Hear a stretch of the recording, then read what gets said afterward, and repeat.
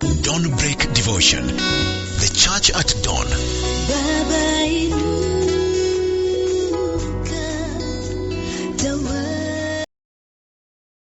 Let me just read to you a scripture before we get to pray. My Bible tells me in Psalm 27 verse 14.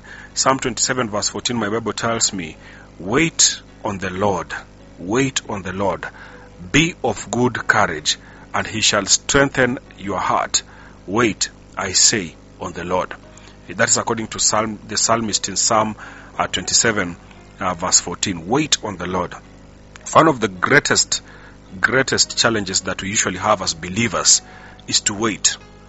And not just believers, human beings. It is very difficult for human beings to wait. Have you ever gone for an appointment and someone keeps you for 5 hours? They have not seen you, they have not communicated, probably they are just in the office seeing other people. You have been waiting, or probably gone for an interview and you have been waiting for 3 hours for your time to come.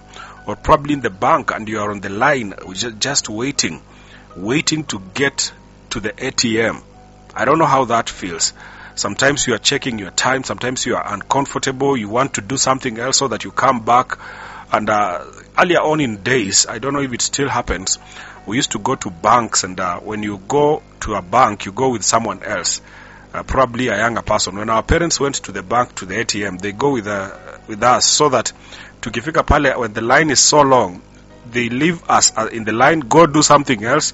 Once the line gets closer, they come back and joins, and and that brought a lot of conflict with many people who are probably waiting there, and they see you coming in, and that thing had to be sorted.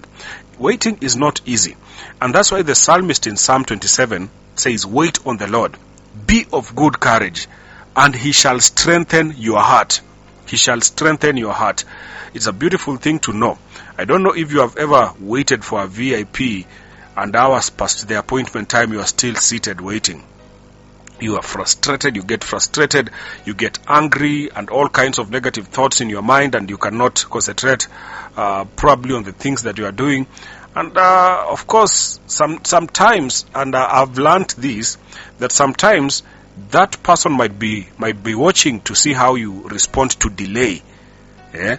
And that's one of the things that I experienced in the corporate as I continue to work. That some people keep you waiting so that they test your patience.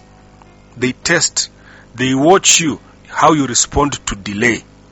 Yeah? If you get frustrated and go, and they never probably consider calling you back again.